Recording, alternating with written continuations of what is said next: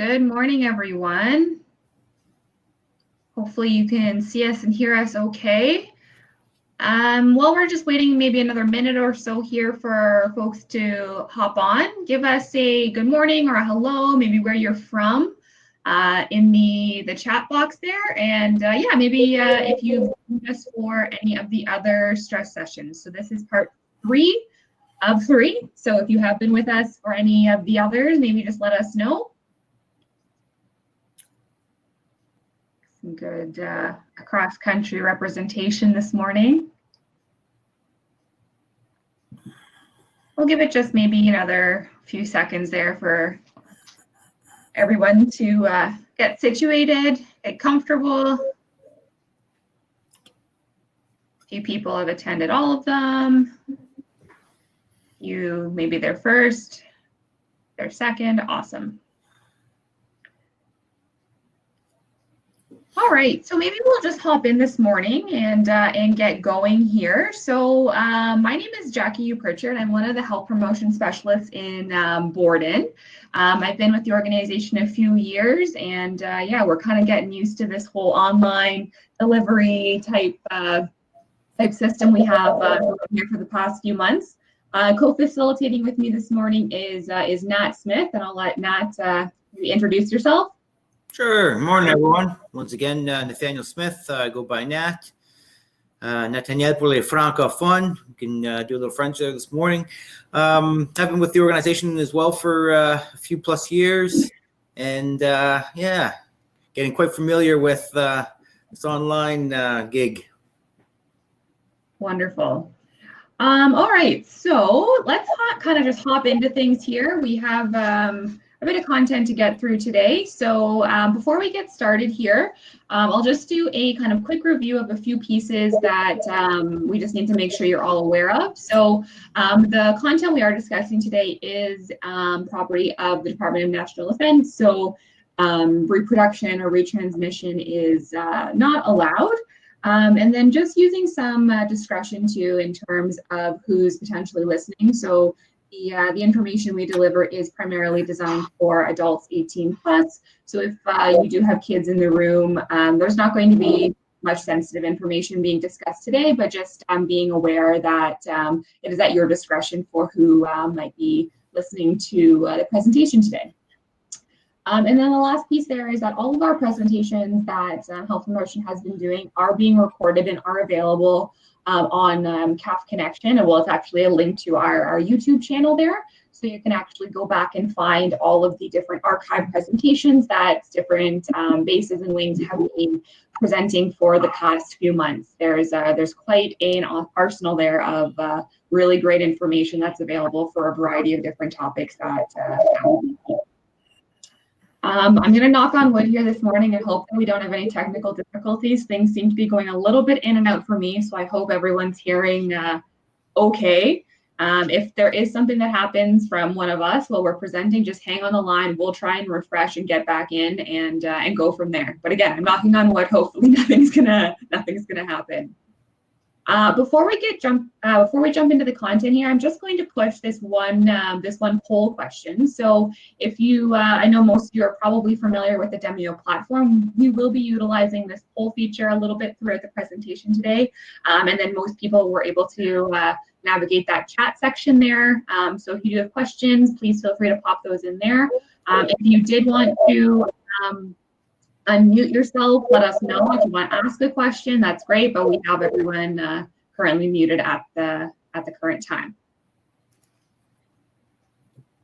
Looks like most people are answering there. I'll leave that in there for a little bit, and we'll keep rolling here.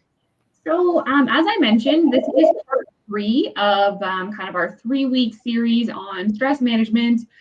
So kind of understanding what stress is, how to kind of deal with it, taking action, and then creating a stress management lifestyle. So what we're going to be really kind of focusing in on today is creating that stress management lifestyle and different things that you can do that you have control over, that you're able to kind of make maybe some changes within your life to hopefully reduce the amount of stress that you experience and hopefully lead a little bit more of a healthier lifestyle. Before we jump into that, we always like to do a little bit of a review. So those of you who have been with us for the past couple weeks there, this will be a bit of a review for you. And then for those of you who maybe are just joining us, this could be some good information that we'll kind of cover relatively briefly this morning before we get into kind of the main components of what we're going to be talking about today.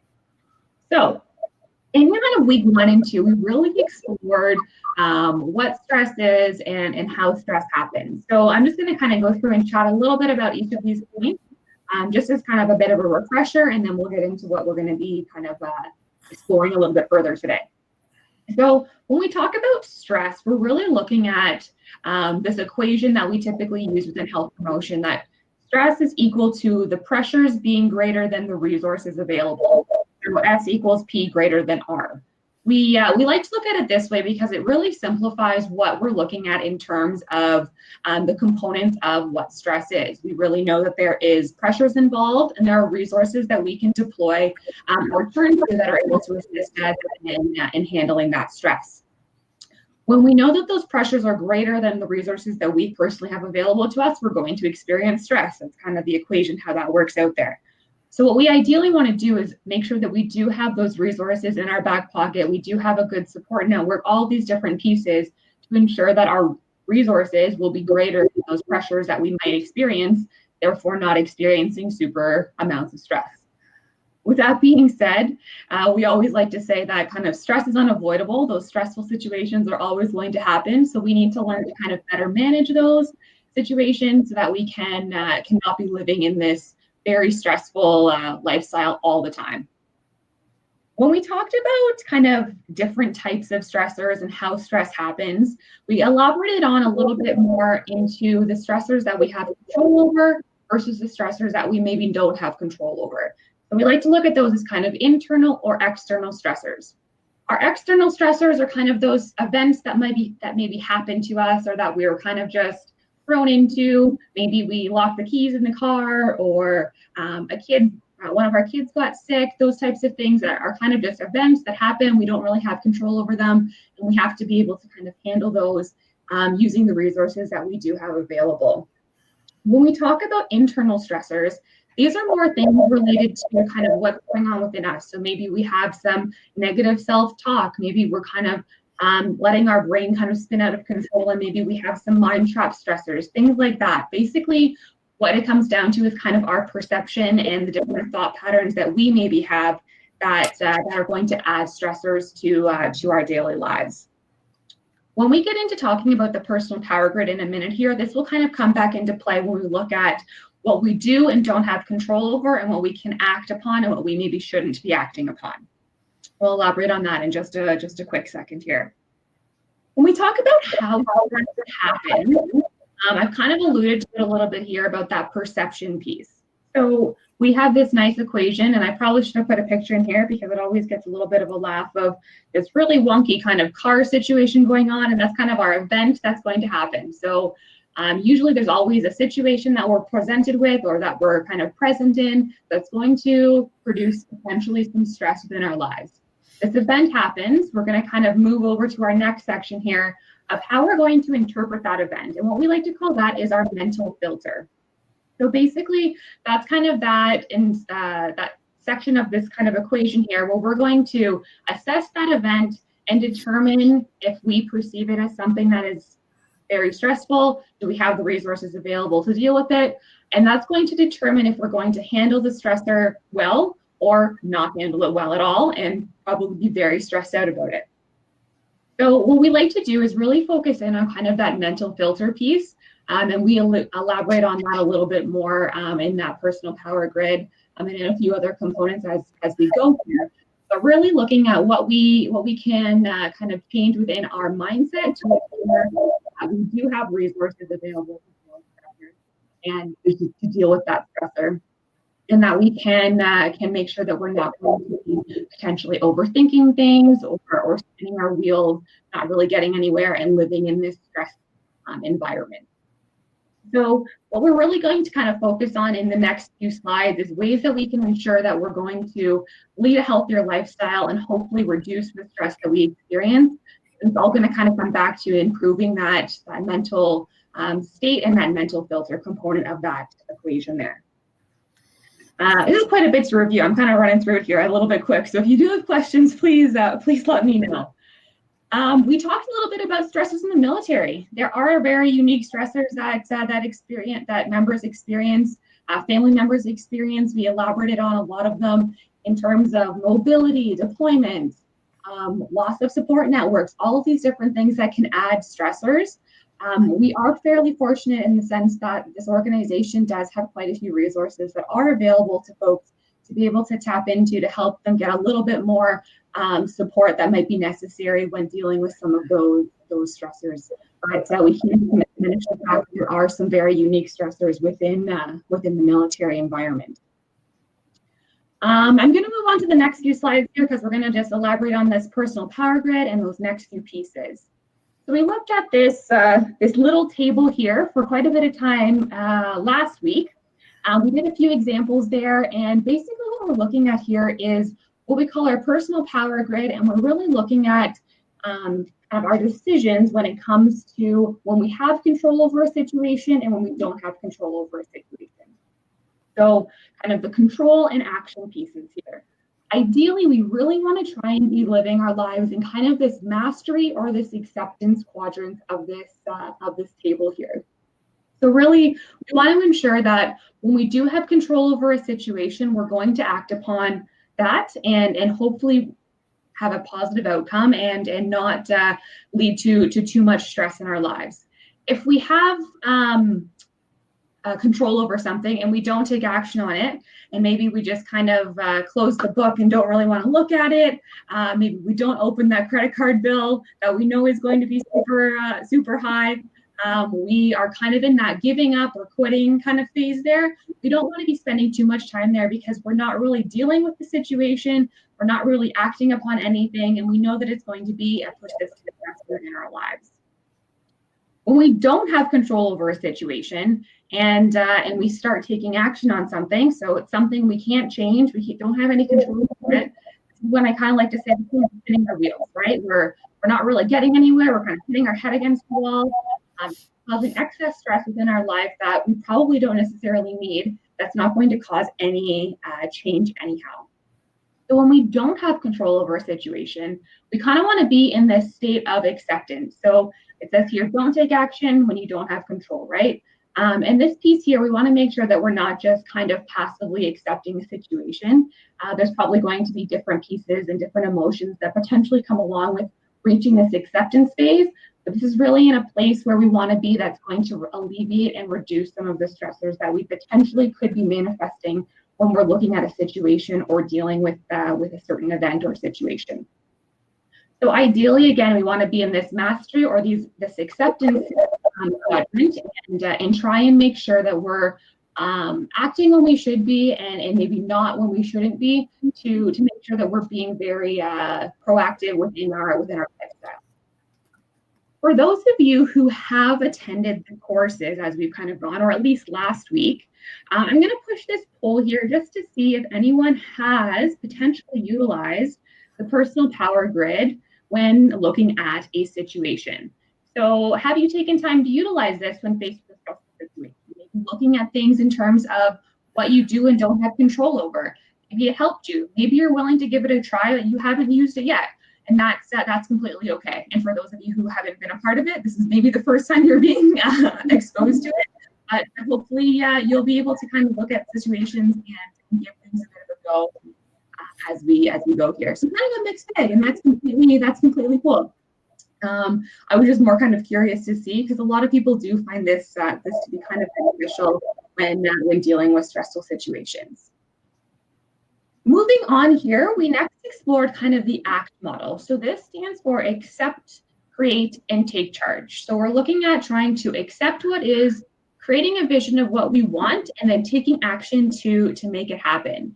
So again, if we kind of look back at that acceptance piece there, maybe this is a little bit more broad, but kind of accepting what situations are going to be in front of us, identifying what we need to do to kind of deal with those situations or be proactive in those, and then taking the actions or the necessary steps to execute that.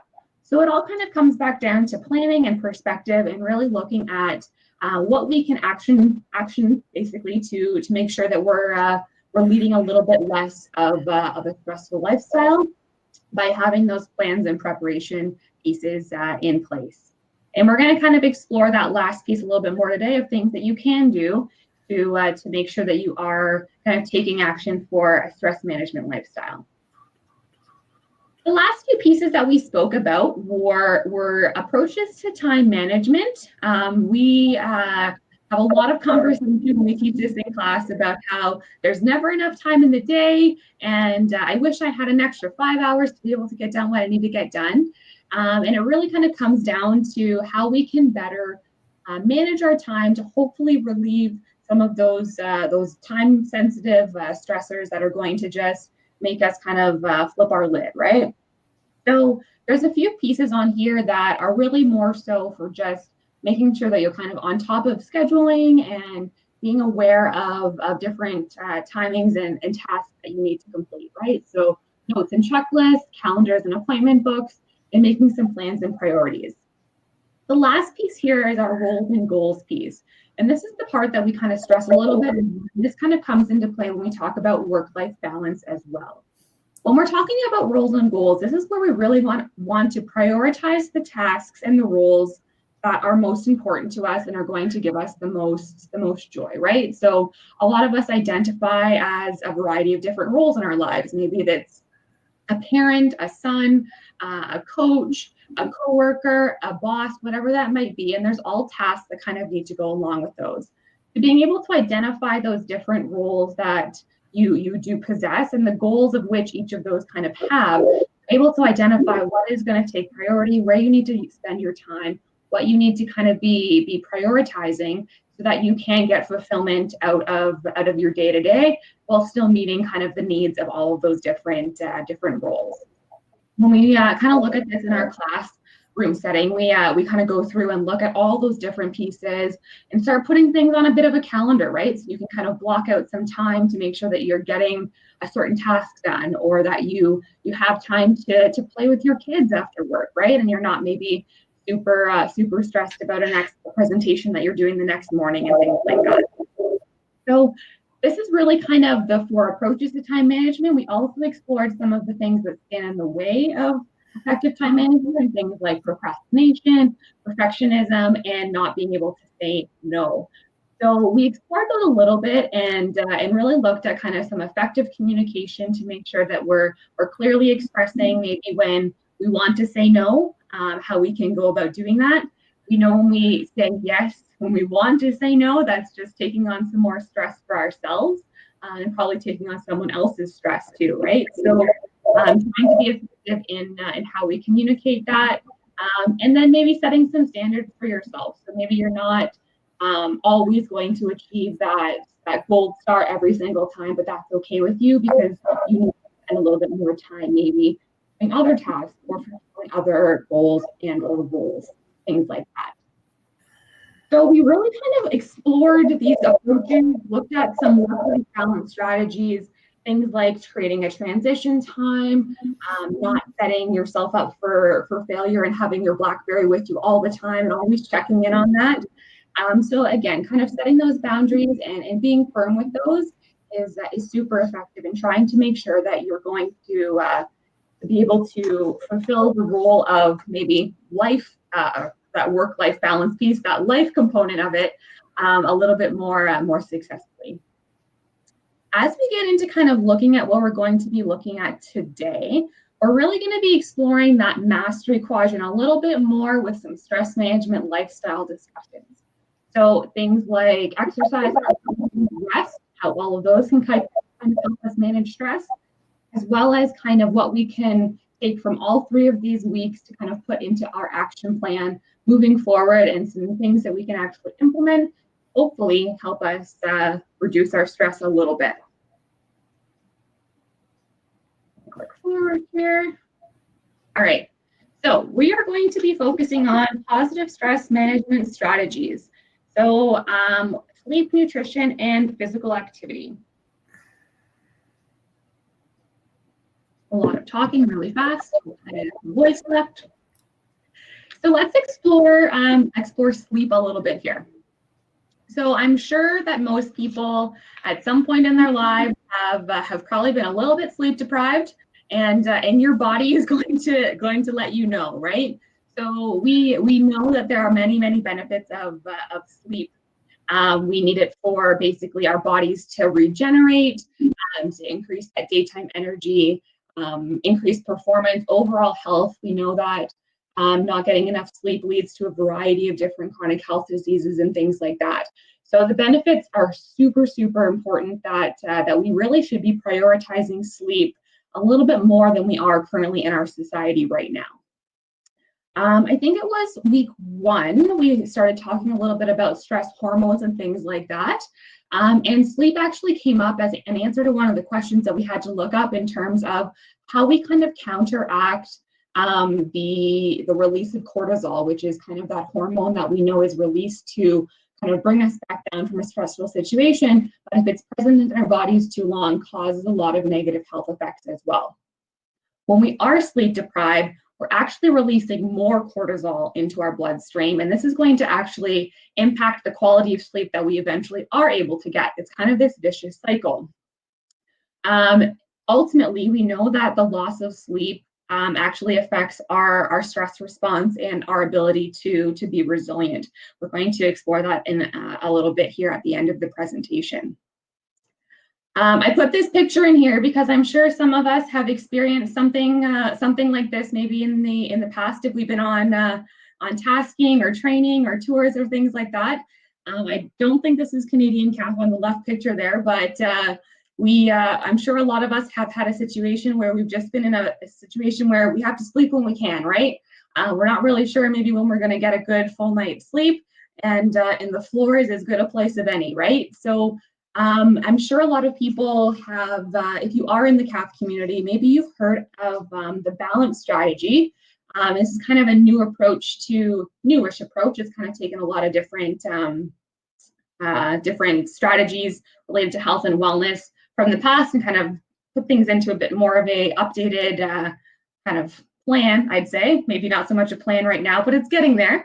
And they've actually prioritized sleep as one of the important pillars within this strategy. So we're very hopeful that we'll be exploring this a little bit further in relation to kind of the CAF culture and how we can hopefully implement some of the different really important benefits of sleep into kind of the norm within the CAF culture, which I don't think is that much of a priority right now. So let's explore a little bit about how much sleep we should be getting. So there has been a variety of different studies that have been out there. When I was doing a bit of research for a full sleep presentation that we've done, the numbers were kind of all over the place. And I found this one article that looked at very little sleep, some that looked at a lot more sleep.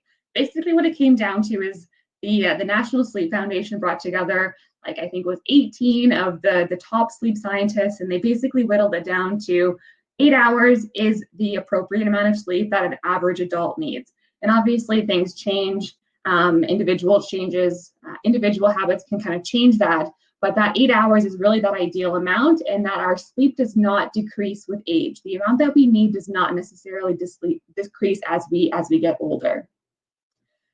So we really should be prioritizing trying to get that 8 hours of sustained sleep. When we look at sleep hygiene, this is really trying to create a place for a routine for us that's going to help us get a better night's sleep, stay asleep, and fall asleep faster. So we want to kind of maximize our sleep efficiency. So that's getting a better night's sleep, actually sleeping when we're in bed, and trying to make sure that our bodies can shut down when it is time for bed. And obviously we know that stress affects our ability to fall asleep. So hopefully there's a few kind of tips in here that will help you hopefully relax a little bit. We'll go through these for a couple minutes here, and then we'll kind of move on to some different strategies here. So some things to not do when we're trying to get a better night's sleep. Taking daytime naps. These can definitely affect our sleep cycles and make us not so tired when it's actually bedtime. Using alcohol to help us sleep. I know a lot of people might turn to that nightcap, trying to fall asleep a little bit better, and you might fall asleep a little bit faster, but you definitely aren't going to be getting the appropriate amount of sustained sleep, and you're going to have a lot more disruptions throughout your sleep time. Smoking prior to bed. So we know that it's a stimulant. Nicotine is a stimulant, so we do discourage that before bed or anytime. And if you are interested in quitting smoking, connect with us because we have our Butt Out program. Going to bed hungry or too full. So we know if our tummy is grumbling, it's going to keep us up. Or if we've overate, our body temperature usually is a little bit higher, and we're not going to be able to fall asleep quite as well. Having caffeine in the evening, this one seems pretty obvious. Exercising before bed. So this is a bit of a controversial one. Some people exercise right before bed and it has no problem for them. If that's your case, keep doing what you're doing. We don't want to discourage exercise. A lot of people who exercise before bed tend to have that adrenaline rush. They're not able to fall asleep. Their body temperature maybe is a little bit higher. All those things can be counterintuitive to actually falling asleep. So again, it is kind of personalized, but just something to keep in mind. That last piece on there, exposure to blue light before bedtime. So most of us have our phones and we're probably sitting on them in bed. I know I'm a guilty person of that many, many nights, scrolling through whatever you might be scrolling through. And that's actually exposing our brain to blue light waves, which are actually going to decrease the amount of melatonin that our brain produces to help us kind of fall asleep. Blue waves have a lot more impact on melatonin production than any other wavelength that's out there. So we try and suggest avoiding those blue light exposures at least an hour or two before bed. So not reading on a backlit tablet, staying off your phone, even a bright TV can be harmful for that. So what to do? Have a regular bedtime and wake up time, even on weekends.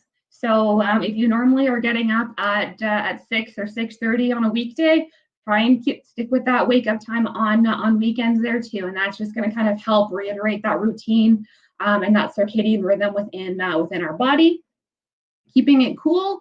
Our bedroom should be set at about 18 degrees. I know in this super, super hot weather, there's been a lot of people having a hard time sleeping. I'm sure if you don't have air conditioning, that can be challenging. Our bodies actually have to reduce their body temperature by about 2 to 3 degrees to actually fall into sleep.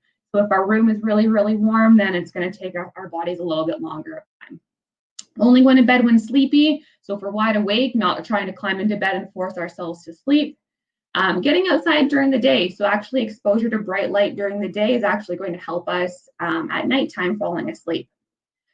Using a variety of relaxation exercises. We'll get to those in just a second. And make sure your room is comfortable and tidy. If it's very messy and you're not comfortable in it, your mind is probably going to be unsettled with a variety of different things that you might want to do within that room, and it's just not a space that's just relaxing for you. So take those couple minutes and maybe tidy up. That could help you. Just a couple relaxation strategies for sleep, and I mean these are general for stress management as well, but some deep breathing or tactical breathing. So really breathing into your belly and really slowing down that breath. Even things like meditation, mindfulness, some grounding exercises or visualization can be super, super beneficial in helping us just kind of reach that relaxed state before we go to bed and hopefully relieve some of that stress before it is time for our bodies to go into a restful state. So I know that's a ton of information about sleep there. If we do have questions, we can elaborate on those a little bit further. But in the interest of time, I think we'll turn things over to you, Nat, to kind of go into the next couple topics there.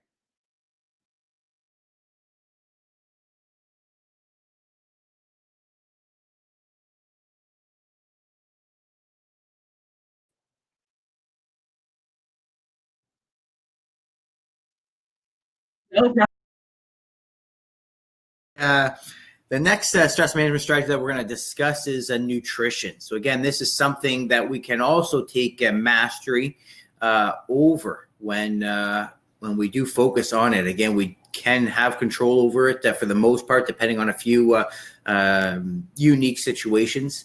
But again, nutrition can be something that helps us manage our stress. So in the chat box, I'm going to ask you to exactly identify that. How can nutrition help us reduce our stress, manage our stress? So write down a few ideas in the chat box. Anything that comes to mind?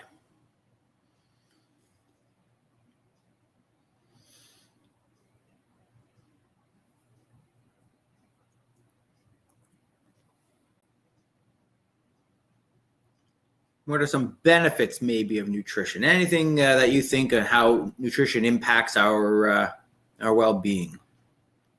Health, absolutely. Right, getting the proper nutrients. We're going to talk about that. When talking about nutrition, I really kind of focus on it this way. More or less, it impacts everything that we do. If you think about times when we do not get that meal in or that healthy snack, again, how are you going to perform at that meeting, at that for that workout, etc. So exactly that makes you feel better, gives us the energy, right? Fuel, good. We'll talk about caffeine as well. Perfect. So again, I like to get a little bit of idea where you come from with regards to nutrition and its impact on stress management. But again, here you can see a few of the very good, helps us focus, right? Comfort. So again, at times we will turn to food as a negative coping, right? And we touched on that a little bit when we talked about our personal resources. But let's talk about benefits. So again, you can see here overall health, right, and fitness. Of course, it impacts our physical conditioning. Again, we've got a full course on how nutrition can help us improve our physical conditioning, our fitness. Energy. So again, with regards to daytime energy and for physical activity. And then you see performance. So again, I stress both physical and mental performance. And then finally, proper nutrition can help us reduce the risk of disease and the negative impacts of not focusing on that balanced diet can have on our health. We're going to focus on a few tips. Eating a nutrient-packed diet, eating regularly, and we're going to touch on caffeine. So again, when we talk about nutrient-packed diet, we are looking at ensuring that we get the right balance in the nutrients that we require. So if we break down the food that we consume, we can break it down to these 6 different classes of nutrients. Carbohydrates, proteins, and fats, these are our macronutrients. They provide us with the energy that we require throughout the day. Vitamins and minerals, we need these in trace amounts, and with a balanced diet, we tend to get what we require. Water is kind of that forgotten nutrient, but we need the most of it on a regular basis. 2+ liters per day, depending on a few different items.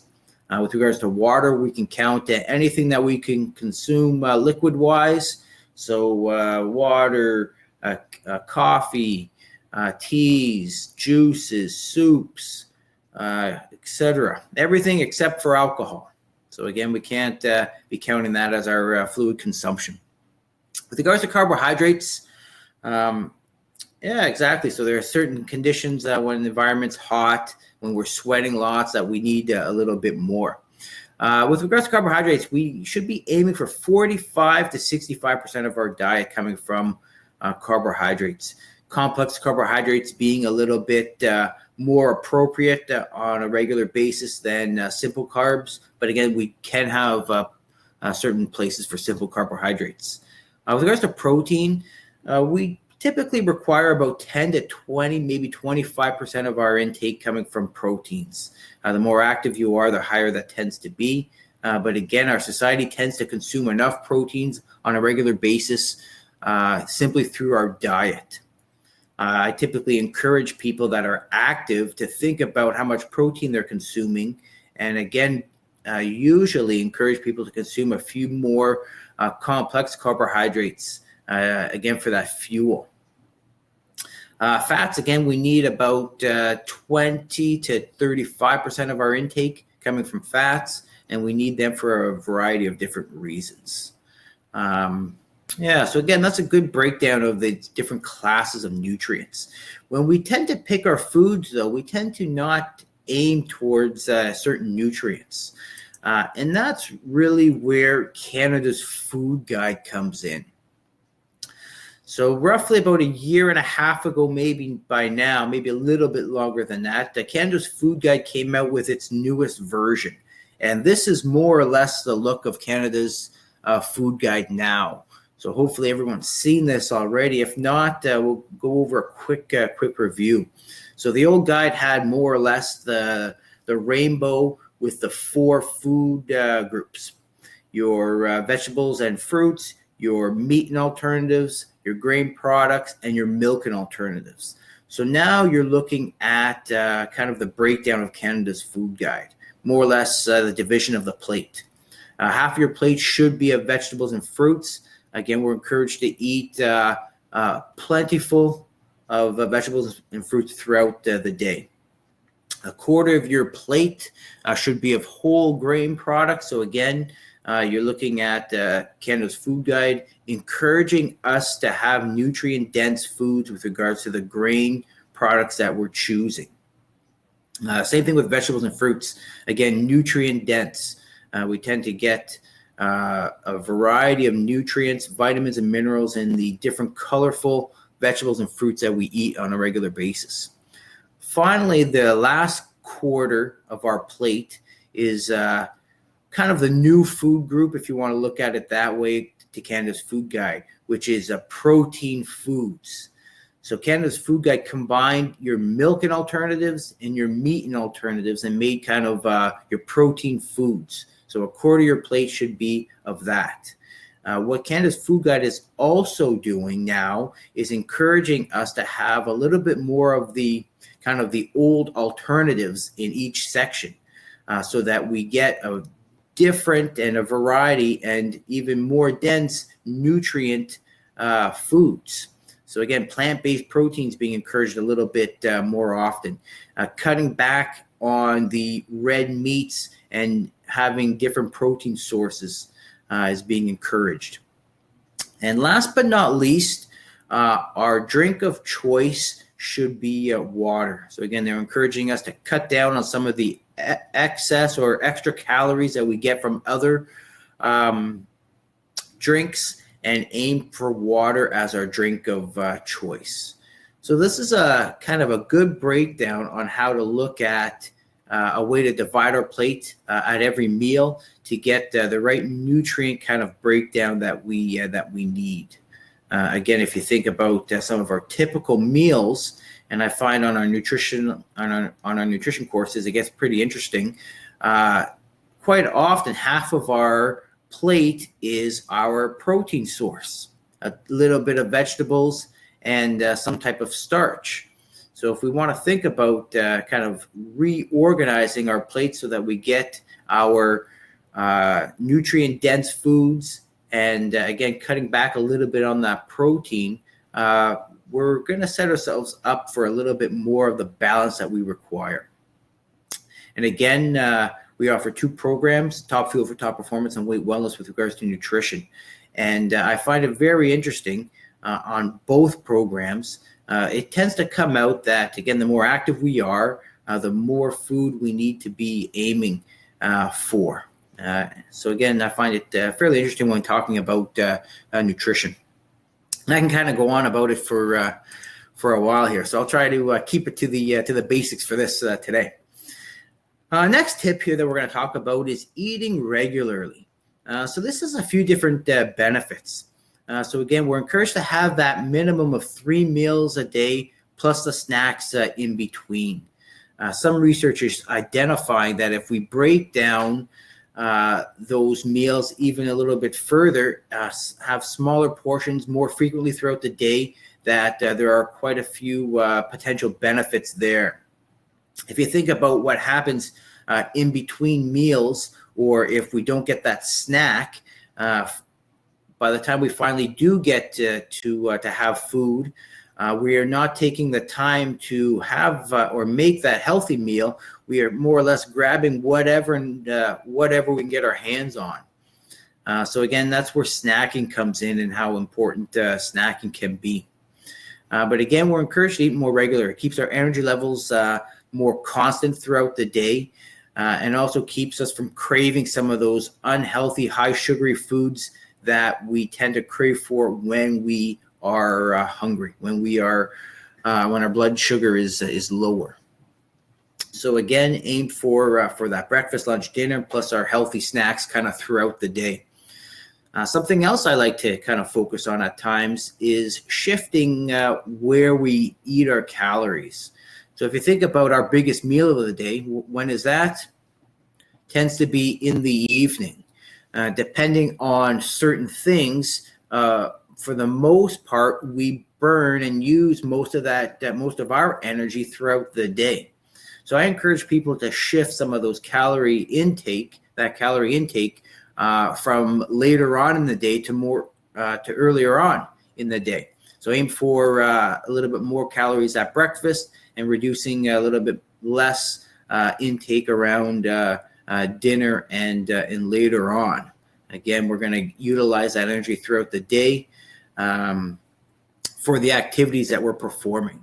So again, tip number 2 here, after that nutrient-dense foods, is to eat regularly. I find even on our weight wellness course, where clientele are typically looking to lose weight, that even for those looking to lose weight, aren't eating enough and regularly. So we see results when we start to fine tune some of those eating habits. Last but not least, we're going to look here at caffeine. And Jackie discussed this fairly well, and it goes hand in hand with sleep. So if you really think about what we've discussed over the last few weeks, we tend to put things for ourselves aside when stress increases for us. We have an extra task, we're asked to help here, or whatever the case may be. We put some of the things that we do for ourselves aside and try to mitigate its impact. How do we mitigate its impact? Well, we cut back on sleep. We reduce sleep in order to get a few more things done. And what do we do the next day when we didn't get enough sleep?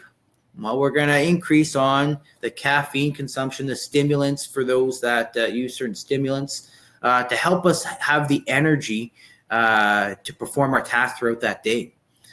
Even high sugary foods you can put into that category, right? So again, when we are tired, when we are cutting back on different areas, we're going to kind of try to make up for it in other areas. And one of those tends to be caffeine. And caffeine has been shown to almost simulate the stress response. So increasing our levels of cortisol and the negative impacts that it can have. So again, you can see here that for some, it may even start to trigger that fight or flight response, which part of that is increasing our cortisol. It may increase cortisol in our system and can also increase feelings of stress while performing stressful tasks. And again, it's been shown to do so a little bit more in men than in women. So again, something to think about if this is something that we tend to run into, cut down our sleep, increase our caffeine consumption in stressful times. Again, that cycle can easily happen where stress increases, cortisol stays high, and we continue to do the things that we think is helping by giving us more time throughout the day, by staying up later and doing more tasks that way. We get into that cycle where it seems that this becomes the norm. And I find that quite often in quite a few different things that we talk, where certain stress levels become the norm, and this just becomes routine for us. Increase coffee and just have to get through our to-do lists. But something to think about is, if that's the case, on how to cut that back, get a little bit more sleep, and focus a little bit more on your healthier stress management strategies.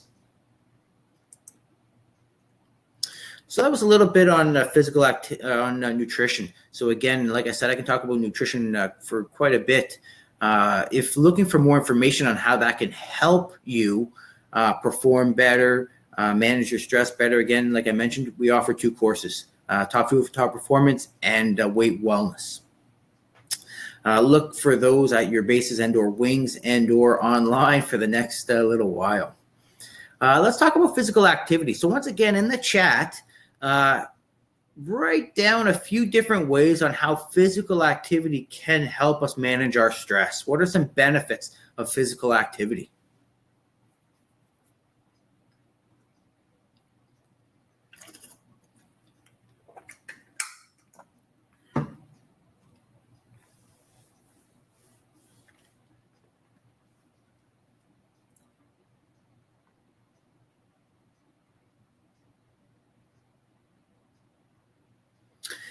Clearing the mind, right? Tiring the body, absolutely. I'll expand on some of these points here shortly. Can help with sleep, yeah. Right, all kinds of different benefits. Being calm. Even you think about our daily stressors, physical activity gets us away from those, thinking about different things. And also, as was just mentioned here, stimulates some of the opposite endorphins to mitigate that stress response. So again, stress increases certain endorphins. On the other hand, physical activity at first stresses the body, but after our body is looking to come down to where it's comfortable with that homeostasis, so it eliminates and reduces the impact. Again, if you're physically fit, you're more efficient. Your system's more efficient for coping. Again, we seem to be able to mitigate repeated stressors. We also report lower levels of stress and having a lower stress response. So again, benefits. You can look at all kinds of physiological benefits, social benefits, right? So even support network, chances are we're performing physical activity with other people, meeting individuals with common interests and different things like that. Mental benefits, psychological benefits, right? More self-esteem, increased confidence, etc. So again, all kinds of different ways to look at the benefits of physical activity. At the bottom here, I find this fairly interesting. So you can describe or look at this on how maybe how we choose when we work out. Might not only be when we have the time, but it might be what we are looking to do. So people that exercise in the morning more or less gets us up and ready to go for the day's challenges. People that work out at lunch, typically for me, that's my routine when in the office, right? Recharge over lunchtime for the afternoon and the rest of the day. And those that tend to aim for those evening workouts or like to get activity done in the evening. Again, a time to reduce the stress of the day so that you're refocused for the following day. So again, all kinds of different research on when we tend to aim for physical activity and why. Key thing with, again, physical activity, all kinds of different tips and tricks for that too. But again, put it in the calendar, stick to it, find a workout buddy in the buddy system there. Chances are when you don't feel like it, when you know you have to meet somebody, you're going to perform those activities a little bit more frequently. Last but not least, find something that works for you. Find something you like. If that treadmill is something that is not fun for you, and that's your workout, chances are you're not going to get to it as often as if it was something that you enjoy doing. So again, find something that works for you. So that's a little bit on physical activity. Again, something else that we tend to put aside when things get hectic, when things get busy. Important to recognize its benefits and how we can maintain it into our lifestyle. Coping and relaxation. So we've talked about this since week 1. And again, these are different structured relaxation exercises, time for self, where you dedicate some time for the mind. All kinds of different ways to do so. You see a few different things here, yoga, massage, meditation, prayer, visualization. Jackie just went over a few there as well prior to. grounding exercises. Again, what we are getting at here is finding something that works for you. On our typical stress management course, when we're in-house, we kind of provide individuals, participants with different strategies so that in the hopes that they find something that works for them. In the last few, we've been doing coloring. So again, mandalas, where again, we are focused on a activity to take us away, our mind away from the common and daily stressors that we're facing. We're focused on an anchor. Most of our structured relaxation exercises focus on some type of anchor, whether that's the breath, whether that's a mantra, whether that's the coloring page that we're looking at for mandalas and different things like that. But again, with regards to any of these, key thing is to find something that works for you. And very similar to how we train physically is how we should be training around our mental fitness.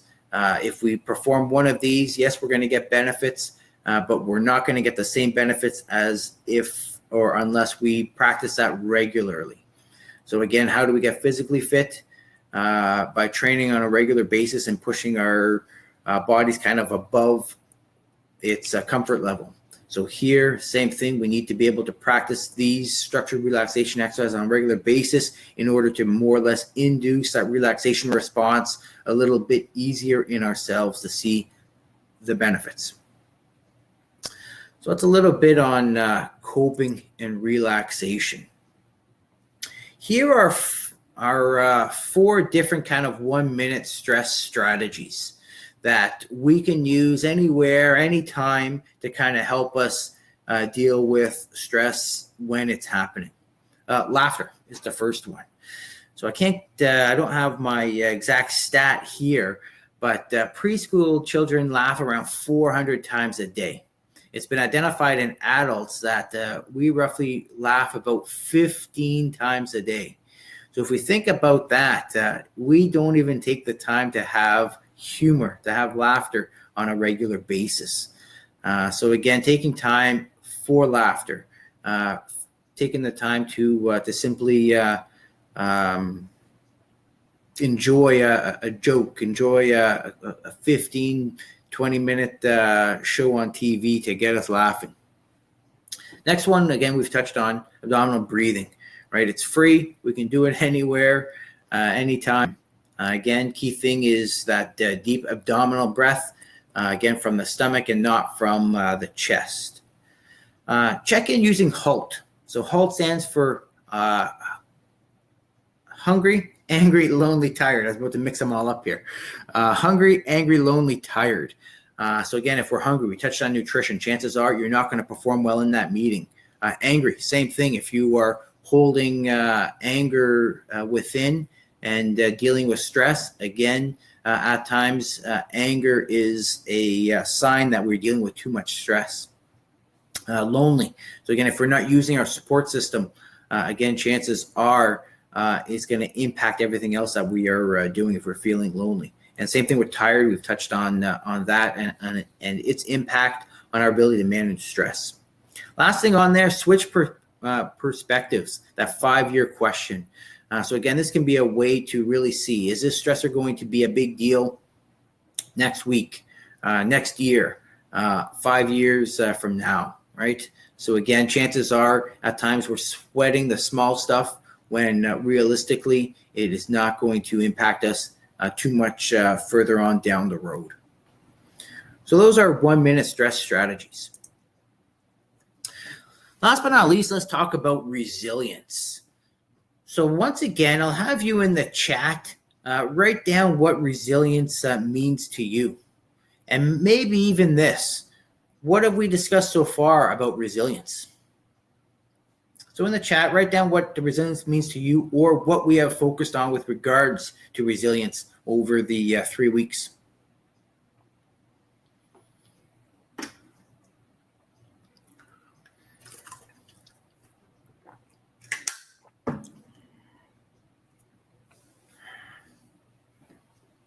Overcoming stressors. Good.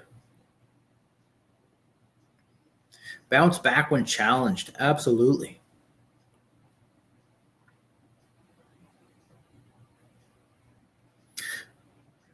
Finding strategies to help you build your toolbox. Perfect. The ability to bounce back from the ups and downs, from day-to-day stress. Very good. So basically, we've been focusing on building resiliency from the beginning of the stress management course, right? Resiliency is exactly how you described it.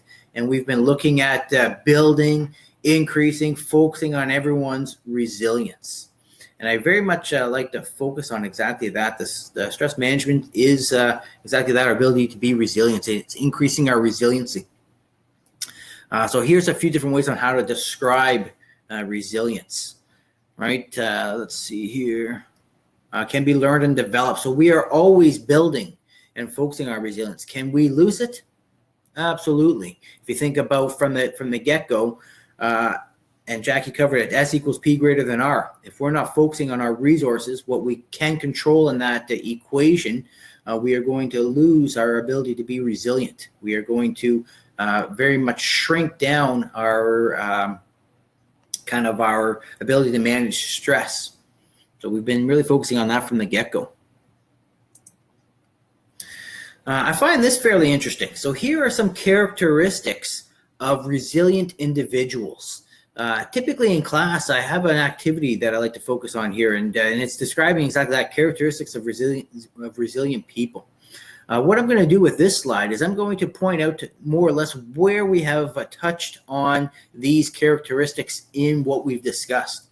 So the first one, optimistic and hopeful. So if you think back to how stress happens and what Jackie described earlier today, this is very much what we're looking at in our mental filter. So we have the ability right there when stress happens to be more optimistic and hopeful.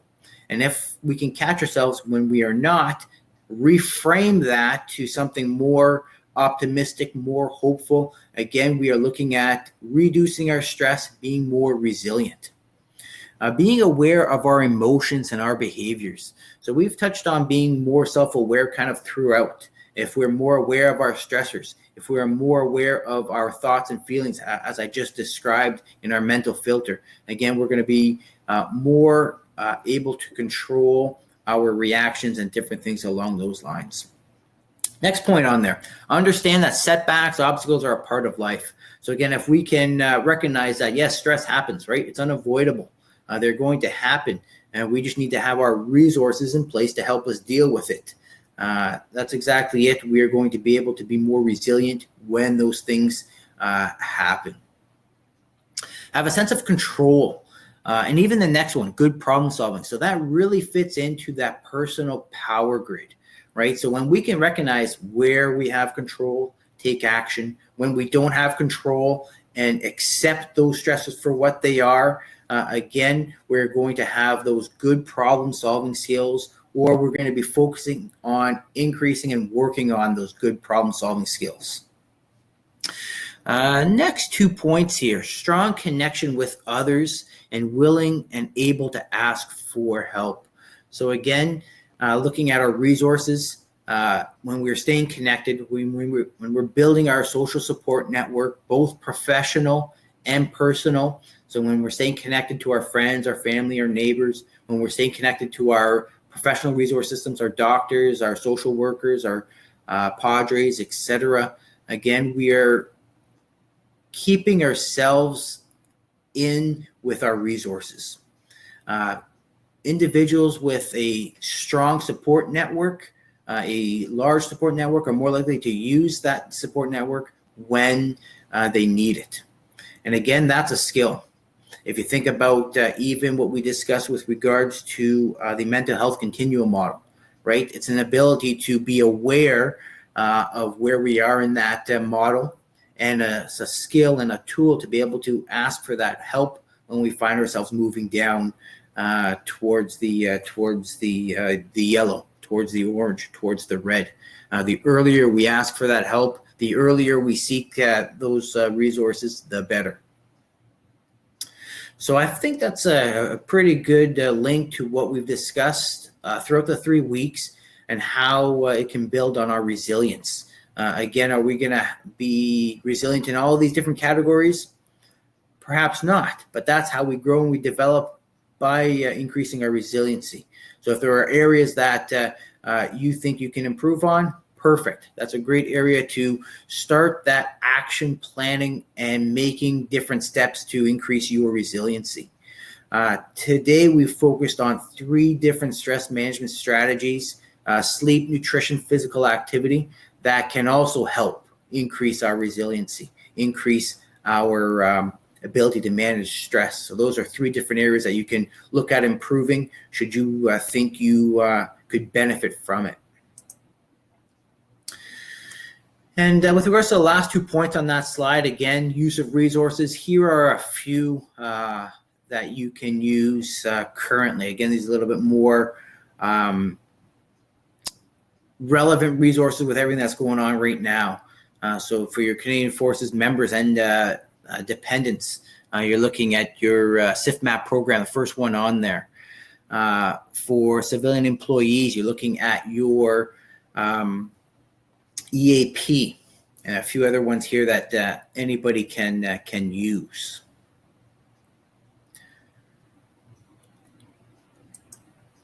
Perfect. So we're getting to that point there. I'm going to put up 2 polls.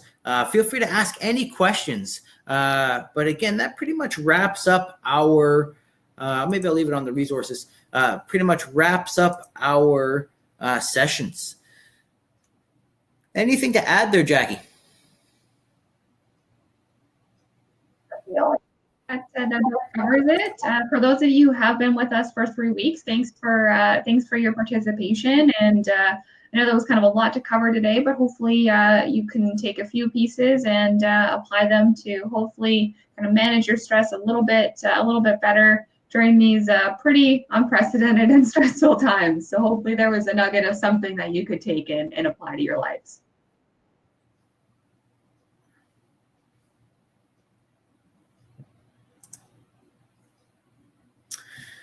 Yeah, so thank you all for your participation. It was a good 3-week session. We'll wait a few minutes maybe for a few extra questions, but that's our session for today, and wrap up for the 3-part series. Thanks, everyone.